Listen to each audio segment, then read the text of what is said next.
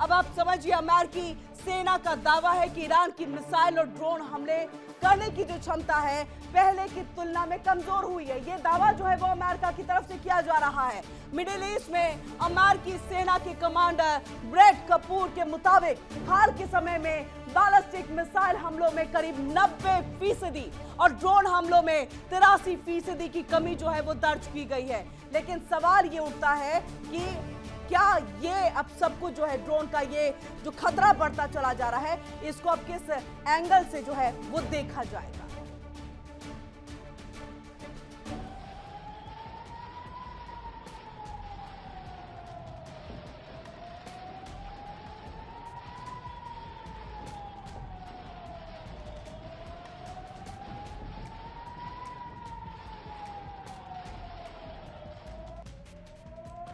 US के सबसे बड़े डिफेंस हथियार तबाह।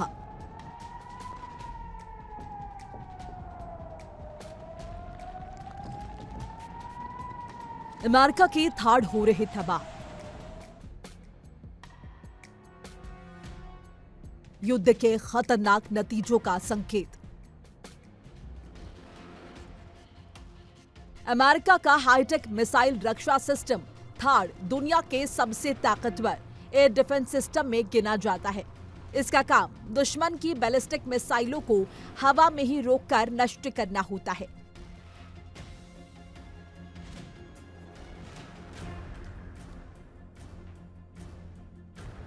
लेकिन हाल के हमलों में इस सिस्टम से जुड़े महत्वपूर्ण रडार नष्ट होने के बाद सुरक्षा जानकारों में चिंता बढ़ गई है कि यह युद्ध के खतरनाक परिणामों का संकेत हो सकता है। मिडिल ईस्ट में अमेरिका ने थाड़ के 5 सिस्टम तैनात किए हुए हैं। इसके अलावा इंडो पैसिफिक क्षेत्र में भी 2 सिस्टम मौजूद हैं।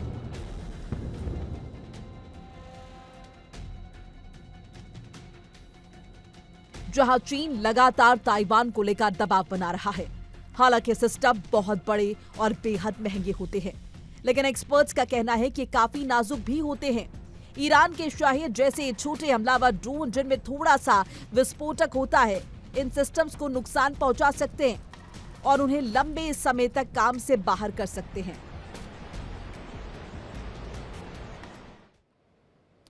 अब अमेरिकी सेना का दावा है कि ईरान की मिसाइल और ड्रोन हमले करने की जो क्षमता है अब पहले की तुलना में कमजोर हुई। मिडिल ईस्ट में अमेरिकी सेना के कमांडर ब्रैड कपूर, जैसा हमने आपको पहले भी बताया, उन्होंने हाल ही में ये कहा कि बैलिस्टिक मिसाइल हमलों में करीब 90% की तो ड्रोन हमलों में 83% की कमी जो है वो दर्ज की गई।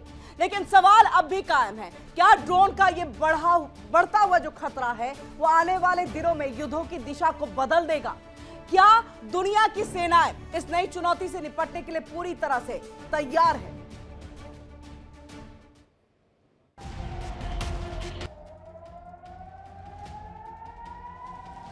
युद्ध में ड्रोन का खतरा तेजी से बढ़ रहा है। कम ऊंचाई पर धीरे उड़ने वाली ड्रोन मिडिल ईस्ट में कई जगहों पर हमले कर चुके हैं, जिनमें हवाई अड्डे और होटल शामिल है।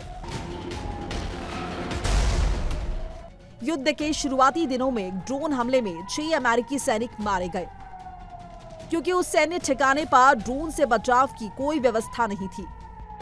हालांकि अमेरिकी सेना का कहना है कि ईरान की मिसाइल और ड्रोन हमला करने की क्षमता कमजोर हुई है।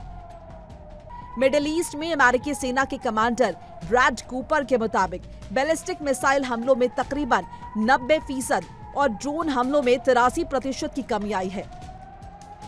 इसी खतरे को देखते हुए इजराइल की रक्षा तकनीक कंपनी स्पेक्ट्रल एक्स नई तकनीकों पर काम कर रही है। यह कंपनी ऐसी तकनीक विकसित कर रही है जिससे सैनिकों, सैन्य वाहनों और उपकरणों को विजुअल, थर्मल, इंफ्रारेड और रडार सेंसर से पहचानना मुश्किल हो जाए। कंपनी एडवांस कैमोफ्लेज और सिग्नेचर कम करने वाली तकनीक बना रही है, जिन्हें किसी भी इलाके के हिसाब से बदला जा सकता है। एक्सपर्ट्स का मानना है कि भविष्य के युद्ध में सुरक्षा के लिए कई स्तरों वाली रक्षा रणनीति जरूरी होगी। इसमें interceptor missile, jamming system, high power laser, high power microwave, camouflage और इलेक्ट्रॉनिक युद्ध जैसी तकनीकों का इस्तेमाल एक साथ करना होगा। अमेरिका और उसके सहयोगी देशों को मौजूदा युद्ध से सीख लेनी होगी, ताकि अगर भविष्य में चीन जैसे देश तक खतरा बढ़े तो उससे बेहतर तरीके से निपटा जा सके। अगर ऐसा नहीं हुआ तो नागरिक और सैन्य ठिकानों पर हमलों को रोकना मुश्किल होगा। Bureau report, India TV. और इस बीच देखिए बड़ी खबर आ रही है, अमेरिका पर ईरान का बड़ा हमला हुआ है। वर्ल्ड वॉर ब्रेकिंग न्यूज आपके सामने है।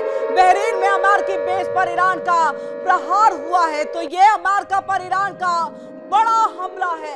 अमेरिका भी चुप बैठने को तैयार नहीं और ऐसे में उसकी तरफ से तैयारी पूरी कर ली गई है। बहरीन में अमेरिकी बेस पर ईरान का ये हमला, मिसाइल और ड्रोन से ये जोरदार हमला जो है वो किया गया है। अमेरिका पर ईरान का ये बड़ा हमला है और आइए तस्वीर दिखाते हैं कि किस तरह से ईरान ने ये हमला जो है अमेरिका पर यहाँ पर किया है। और आप देख सकते हैं उनकी तरफ से जो युद्धपोत यहाँ पर जो है यहाँ पर तैनात किए गए थे, उन सब से आप धुएं का गुब्बार देख सकते हैं, उन सब से आप उड़ते हुए आग की लपटें दे सकते हैं और आप समझ सकते हैं कि ईरान किस तरह से अब बड़ा हमलावर हो चुका है। यानी रुकने को वो तैयार नहीं, थमने को वो तैयार नहीं, दुश्मन को बिल्कुल मौका देने को यहाँ पर वो तैयार नहीं दिख रहा है कि तुम हमारे पर हमला करो। लेकिन अमेरिका भी पीछे नहीं हट रहा। लेकिन ईरान का ये पलटवार जिस तरह से लगातार, और बहरीन में देखिए यूएस का ये बेस और यहाँ पर ये हमला जो है वो किया गया है और बहरीन को लगातार, इससे पहले कुवैत को भी यहाँ पर जो है निशाना बनाया गया। और इस बीच एक और बड़ी खबर आ रही है, बड़ी खबर का रुख करेंगे आपके सामने। वर्ल्ड वॉर ब्रेकिंग न्यूज, दक्षिणी लेबनान में आईडीएफ का ऑपरेशन, दक्षिणी लेबनान में आईडीएफ का ऑपरेशन, यानी कि इजराइल का यह ऑपरेशन हुआ है।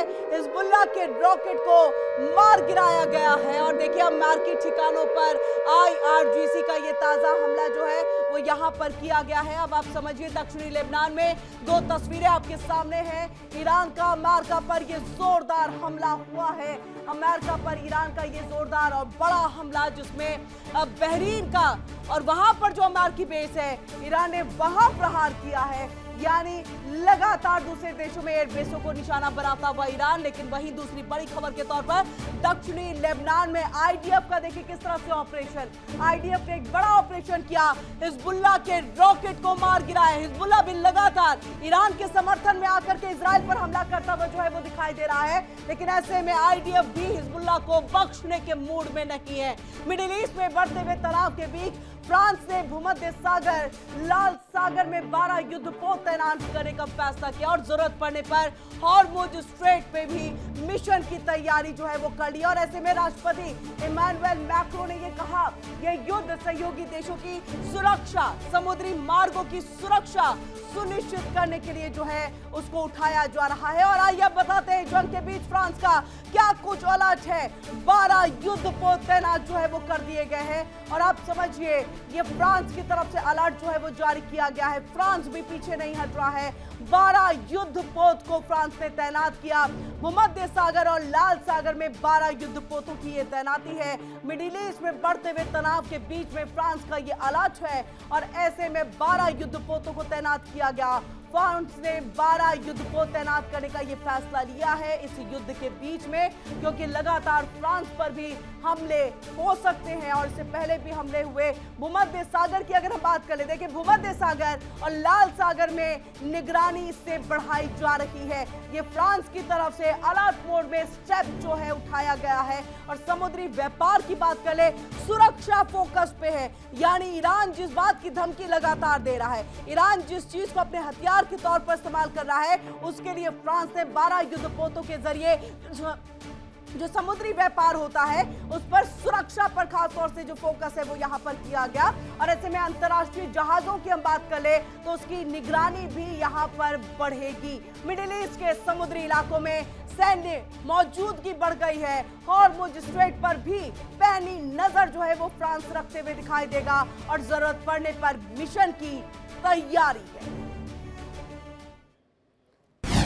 फ्रांस का बड़ा फैसला, तैनात करेगा 12 वॉरशिप, हॉर्मुज पर भी नजर।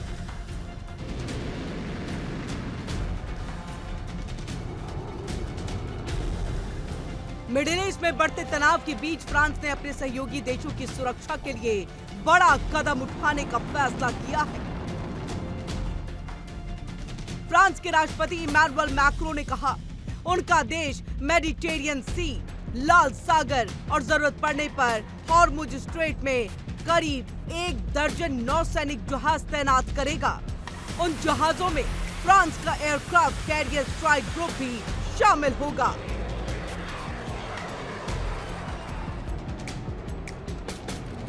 फ्रांस का प्रमुख aircraft carrier Charles de Gaulle aircraft इस हफ्ते पूर्वी भूमध्य सागर में पहुंच चुका है। राष्ट्रपति मैक्रो फिलहाल साइप्रस दौरे पर हैं और इस दौरान वो इस वॉरशिप का दौरा करने भी गए। साइप्रस में उन्होंने वहां के राष्ट्रपति निकोस क्रिस्टोडोलाइसेड्स और ग्रीस के प्रधानमंत्री क्यारिकोस मित्सोटाकिस से मुलाकात की। पिछले हफ्ते साइप्रस की ओर उड़ रहे कुछ ड्रोन को रास्ते में ही मार गिराया था। इसके बाद मैक्रो ने साइप्रस को भरोसा दिलाया कि यूरोप उसके साथ खड़ा है। उन्होंने कहा कि अगर साइप्रस पर हमला होता है तो इसे पूरे यूरोप पर हमला माना जाएगा। दरअसल अमेरिका, इजराइल और ईरान के बीच बढ़ते संघर्ष का असर पूरे मिडिल ईस्ट में दिखाई दे रहा है। खाड़ी के कई अरब देश भी अब इस तनाव से प्रभावित हो चुके हैं। देखिए इंडिया डेली 24/7 अब आपकी स्मार्ट टीवी पर। इंडिया डेली मौजूद है सभी डिजिटल प्लेटफॉर्म पर लाइव और लगातार। इंडिया डेली 24/7 हर दिन राष्ट्र को समर्पित।